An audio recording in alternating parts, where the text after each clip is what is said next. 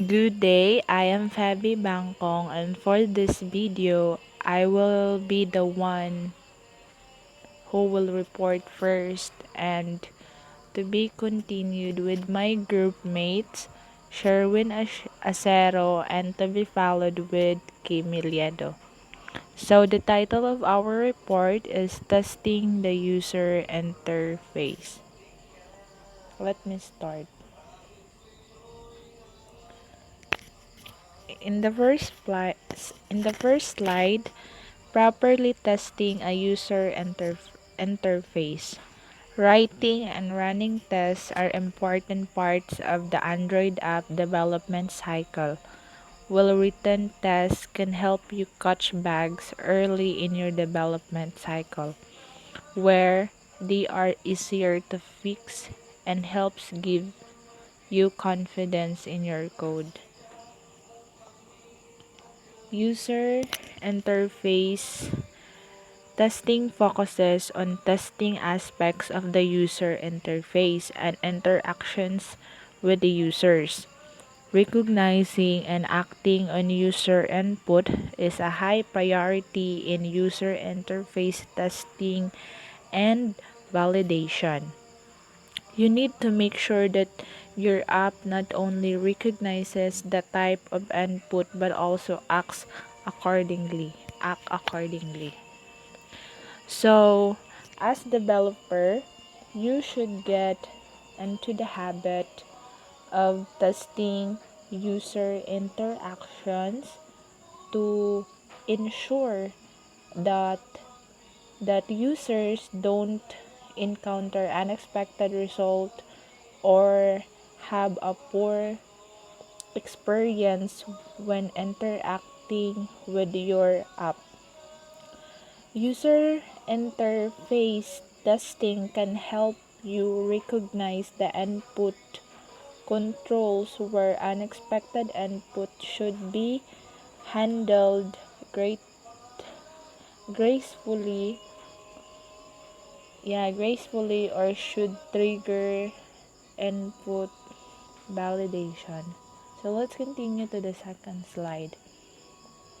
The UI contains views with graphical elements such as buttons, menus, and text fields, each with a set or properties. To properly test the UI, you need to first exercise all UI events with views. So there are two function of the exercise all UI events with views. First is tap a UI view and enter data or make a choice. Second is this examine the values of properties of each view referred to as the state of the UI at different times during execution. Provide inputs to all UI views. Use this opportunity to test improper inputs such as when numbers are expected. And last, check the outputs and UI representations of data such as strings and integers to see if they are consistent with what you are expecting.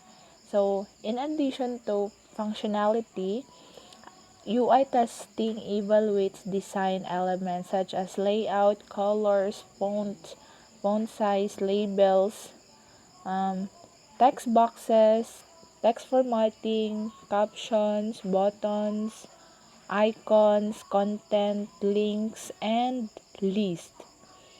So let's continue to second slide. The manual testing.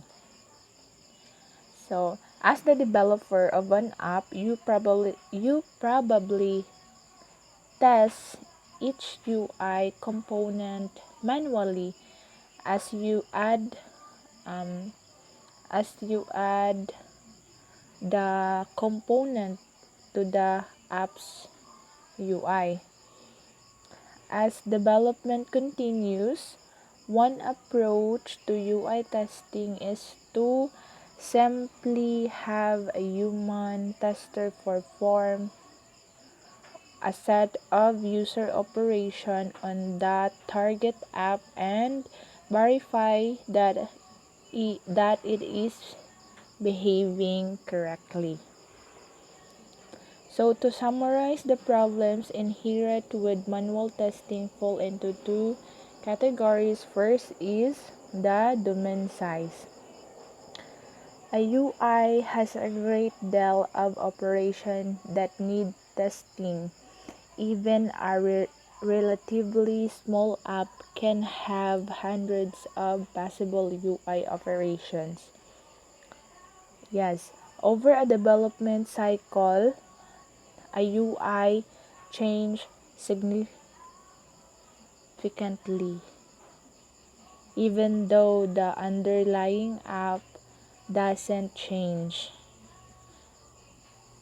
And the second category is the sequences.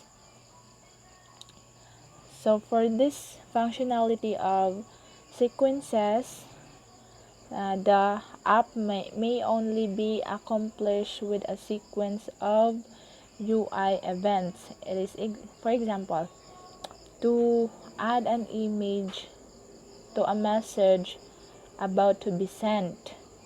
A user may have to tap a camera button and use the camera to take a picture, or a photo button to select an existing picture, and then associate that picture with the image, usually by tapping a share or send button. Increasing the number of possible operations also increases the sequencing problem. So let's next to the second slide, which is the automated testing. When you automate tests of user interaction, you free yourself and your resources for other work to generate a set of test cases. Test designers attempt to cover all the functionality of the system and fully exercise the UI. For testing Android apps, you typically create these types of automated UI tests, and the first is the UI test that work within a single app. So meaning verifies that the app behaves as expected when a user performs a specific action or enters a specific input. Second is the UI test that span multiple apps, so meaning verifies the correct behavior of interactions between different user apps or between user apps and system apps.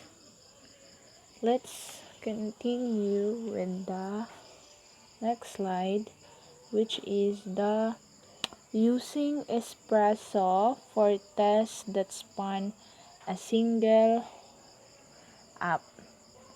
The Espresso testing framework and the Android testing support provide IPs for writing UI tests to stimulate user interaction within a single app.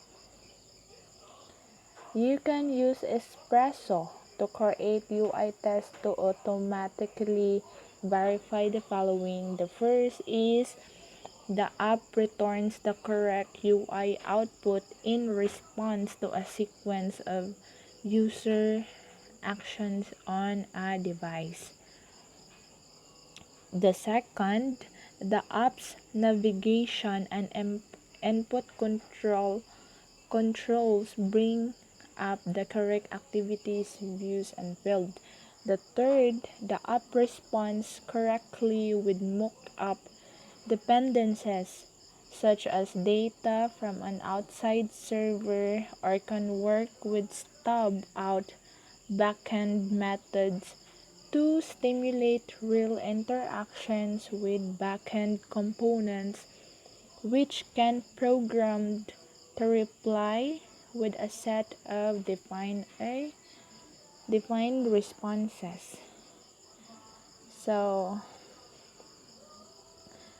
in the last slide, the using UI automator for tests that span multiple apps.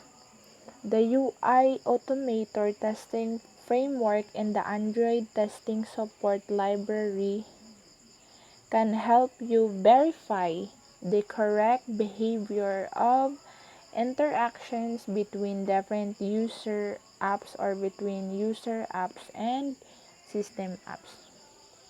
The following are important functions of the UI automator.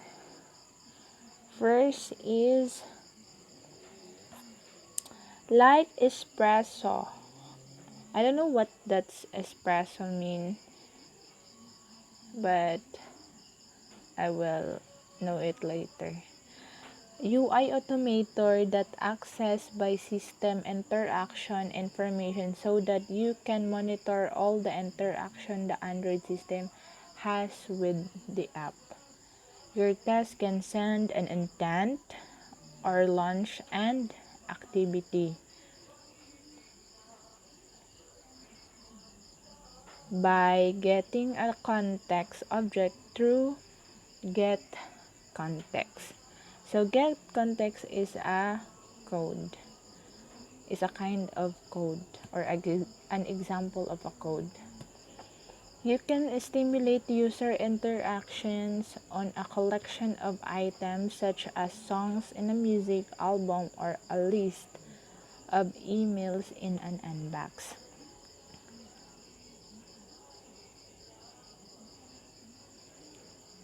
You can stimulate vertical or horizontal scrolling across a display. Last, you can use standard JUnit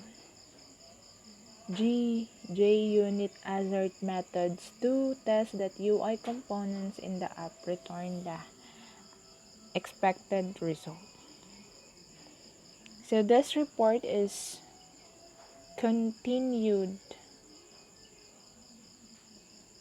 already continued with Sherwin Ashero and Kim Iliado.